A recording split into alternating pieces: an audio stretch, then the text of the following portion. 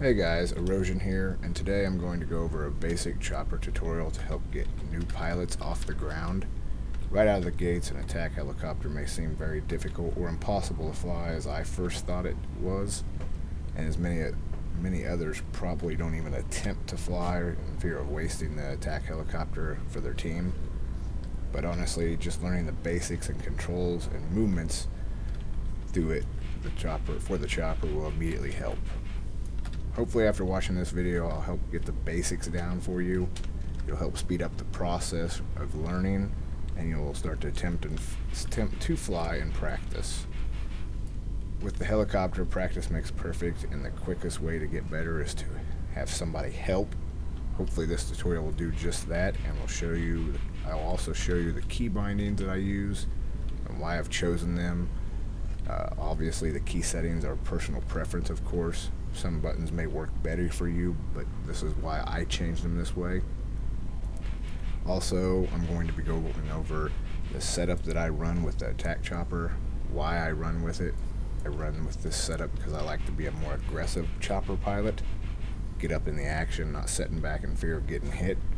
So this setup, I believe, is better for that. Also, in the third section, I'll be in an empty server just showing you the basic movements of an attack chopper, how to do them. Some of the things we'll be going over is strafing, hovering, front to back movements, and also moving while keeping your same elevation. I hope this will help beginner pilots with flying and learning to fly. If you guys enjoyed the video, please make sure to give it a thumbs up to help my channel grow. Make sure to subscribe to my channel for more videos to come that will include our 32v32 clan scrims, TWL matches, some of our practices, intra-team events, and just standard everyday gameplay. We have an intra-team tournament starting up, and I, as well as others, will be posting the matches on YouTube. If you have any interest in joining or challenging our team, please check us out at our website, www.armoredfist.net. And also check out our team YouTube channel, which is Armored Fist Media, to get other people's videos and perspectives of the matches. I will have the links in the description below. Please make sure to leave any comments or suggestions below on things that you would like to see on my channel in the future. And if you have any questions, please ask them too. I will try to answer all questions. Thanks for watching, guys. See you on the battlefield. As I said earlier, the first part of this video is going to be my key bindings, what I have set and why I have them set that way. If you hit escape before you spawn and go to options, go over to key bindings, and then as you can see here, you go to in helicopter. Most of it is default, but I have changed a few things. The first thing I have changed is pitch up. I've set it to spacebar. The reason for this is when experienced pilots are flying jets, they've got it set to pitch up so that when they're circle strafing, they're not trying to move their mouse, they're just holding space and circling. It doesn't work that way for the helicopter, but for the helicopter, what I've noticed is in deep dives, if I'm trying to pull up and I run out of space on my mouse, I can just hit the space bar and even it out more easily, and I'm not trying to pull back on my mouse and fall off my mouse pad. So space has changed to pitch up. Then if we scroll down here, I've got my switch seat and vehicle seat 1 both at V. The reason I do this is for quick switch seats. A lot of times if you're flying with some random, they may bail out because they got scared, or they may just be a sniper trying to get to a higher elevation, or just hitching a ride with you. Well, without a gunner, you do not have a second set of flares, which can become very lethal to you. So I've got it set to where if I need to switch seats and flare, I can very quickly. Also, if he's not in there, I can still quick switch and then fire my TV missile, hit the target, and then quick switch back just by hitting V. The rest of my settings are default. I've messed around with a few trying to get them better, but from what I have got right now, this is the best setup I have run with right now. Obviously, the key settings, like I said earlier, are going to be personal preference. There may be a button that works better for you for quick switching other than V that you don't currently use for something, so that may work for you. This is just how it works for me, and that's why I do these things. For the second part of the video, it's going to be real quick. I'm just going to go over my setup for the helicopter. If you do this before you spawn in, go to Customize, go to Air, and you can see here you got jet and helicopter. At the helicopter, you're going to want to click Customize. As for a pilot, once you unlock all these, I believe this is the best setup for an attack chopper that likes to be aggressive. You got guided rockets. These help guide themselves to your target. They're not going to move a substantial amount, but they will follow the crosshair slightly on ground units. They don't work against air units. ECM jammer to keep stuff from locking on you. A CITV seat. SOFLAM gives you a couple buffer seconds to get out of the viewing range or duck behind a mountain. They also work just as good as flares. 90% of the time, using them just like a flare against a regular missile, it's not going to hit. There is the chance that it may, and flares in that section would be a 100% chance of blocking it. These are about 90. Even though they're just 90%, I still use ECM jammer. That way you can rotate with both ECM jammer and IR flares if you have a gunner.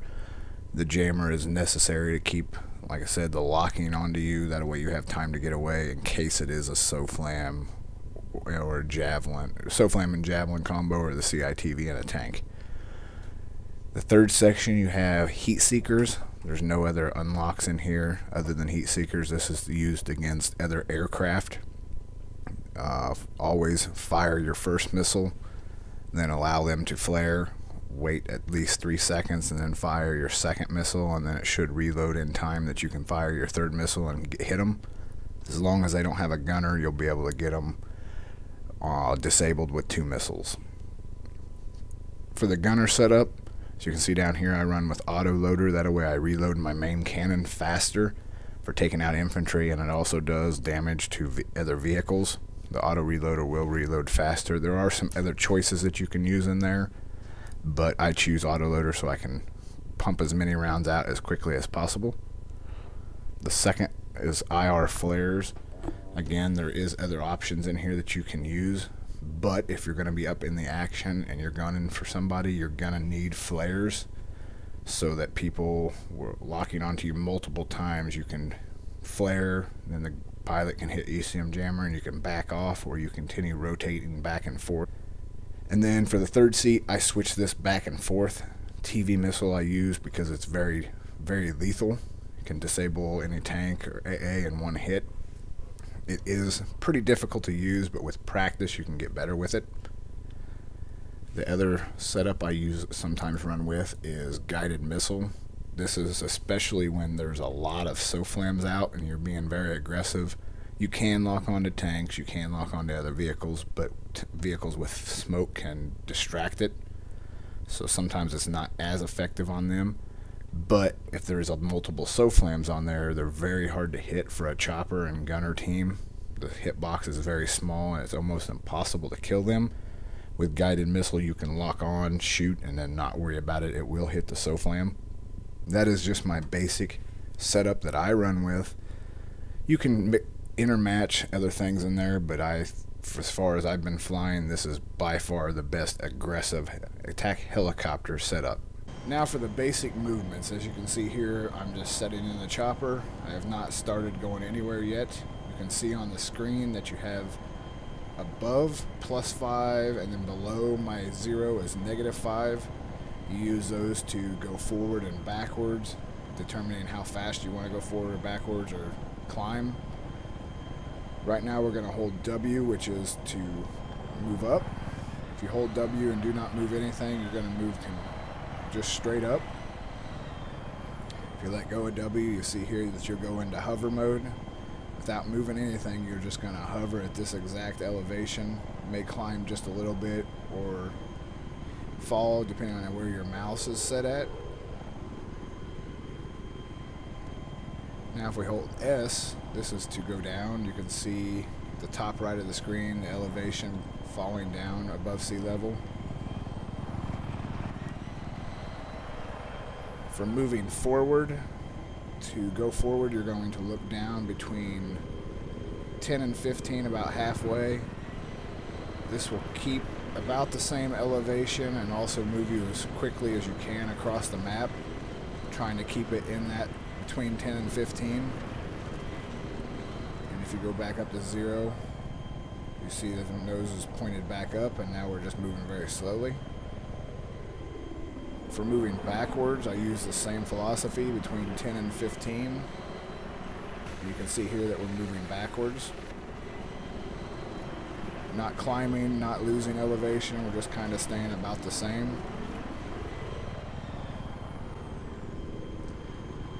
Turning right would be A or D. If you hold D, you're going to turn directly to the right.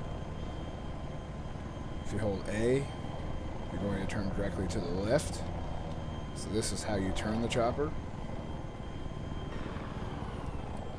If we're going to want to strafe right, maybe you're trying to dodge an inbound jet, you're going to lean your mouse to the right by still keeping it on the 0 elevation and hold W. Now while doing this, every few seconds you're going to want to tap Alt A. Continue to tap A to keep your chopper stable. If you don't, you can see here we're turning right. Without just tapping A, you're going to continue to turn right.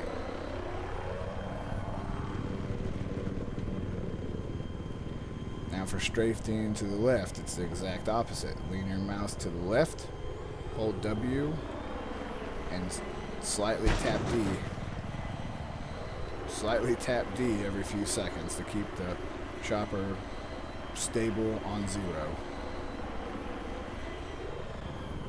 Now for fast turning, if you're moving forward, if you want to fast turn to the left, you're going to dip A and dip your mouse to the bottom, to your left.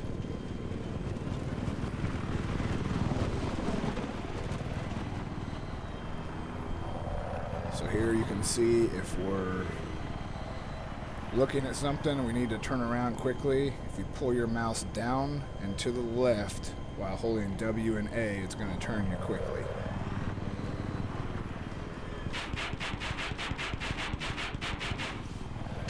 Same thing will go for turning sharp abruptly to the right. You're going to hold W, D, and pull to the bottom right of your mouse pad by leaning your chopper and turning.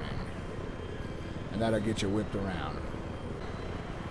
A few things that I've learned when flying the chopper, especially now that I'm more experienced, and a few things that new pilots don't realize, is when flying over a tank and engaging them, once you get so far past them, you're now in their line of sight. So you need to make sure you keep a high altitude when passing over them or turn abruptly. Because as you can see here, if I was attacking this tank below me, even if I'm still high, once I get to about here, he's going to be able to make a shot on me. So when passing over a tank, the best thing to do is, if you know you've passed them, is to pull up and turn right back around and make sure you stay above them. Two things can work to your advantage for this. One, if you have a gunner with TV missile, he can shoot straight down on him. And also your gunner can use the main weapon to kill them if you've already disabled them. I strongly suggest when attacking a tank to circle strafe them. If you can keep a level distance and continue swarming around them when attacking, they're not going to be able to shoot you. The only problem with this is if you don't realize there's another tank around, you become a very easy target for a one-shot kill. I was also wanting to show you guys the quick switch. If one of your sniper buddies jumps out and decides he wants to snipe on top of the crane, so he bails on you, and we're engaged in another target, we've used ECM, and now our ECM is almost out. So what we're going to do is quick switch, flare, quick switch back. You can do it much quicker than that. I was just trying to speak and show you at the same time. But if you can see here, if we're engaged in another helicopter, he shoots, quick switch, flare, quick switch back, and now you're fighting again. And then you still have ECM to use. When you're disabled and trying to land, as you can see here, I'm coming in fairly quickly, and I'm going to hit. If you hit too hard, it will damage your chopper. But what some people don't realize is, if you've seen right, I disabled it because I had my nose down too far. So if you come in hot when disabled, and right before you hit, you pull up on your chopper and hit, you're not going to damage your chopper any farther than what it already is. The bounce may be slightly distracting, but as you can see, the chopper is still not damaged. The main thing when coming in for a landing is to keep your nose up, but not too far. Another thing when using the quick switch for TV missile is sometimes people think you need to be real high in the air. Well, over the water you need to be, but if you're on a flat area and your chopper's not going to hit anything when it falls to the ground, it's not going to damage your chopper when you quick switch. As you can see here, I'm going to try to land on the edge of a hill. You can do it the same way as landing on flat ground, just make sure your rails are flat with the ground. If they're not flat with the ground, that's when you're going to cause damage to yourself. Again, you can even land hard and it's not going to matter. Nose down, damage. Nose too far up, damage. Flat, no damage. So another little tip before we fly around is for your gunner and pilot. If you're flying the chopper, you need to keep your nose up. As you can see right here is the nose of the chopper. That is where your crosshairs are going to be coming out of. And as you can see down here, the gunner is slightly below that. So when you're in the chopper, as you can see here, he can look up a little bit to the nose, but it's much more difficult if you got your nose down. Also, the same thing goes for the TV missile. As you can see here, the TV missile cannot be moved. It's going to be coming straight out of the nose of the chopper. If I'm aiming at the pole as the gunner or pilot, your TV missile gunner is going to be aiming to the slight left of it and down, so he'll be aiming at the second pole. As you can see, that's quite a bit of difference. So when your gunner is getting ready to TV missile, you're going to want to aim a little bit to the right of the target and pull up for him. That way he has a clear shot. Sometimes it doesn't really matter if your guy is very good at controlling the TV missile, but I like to aim a little to the right and pull up for my guy. As you can see, it makes it a clear shot for him.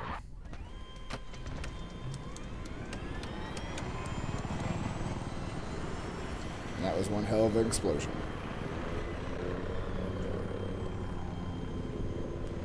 Another tip, a lot of people like to say fly low and fast.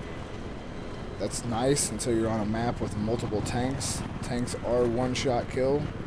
So I like to keep myself just high enough that most of the map area, tanks aren't going to be able to shoot me. There'll be an occasional tank out in the middle of nowhere sniping that may be able to get you, but it's very hard to hit a moving chopper. So as long as you're not on the ground, circle strafing, making it easy for them, you're more than likely not going to get hit by a tank.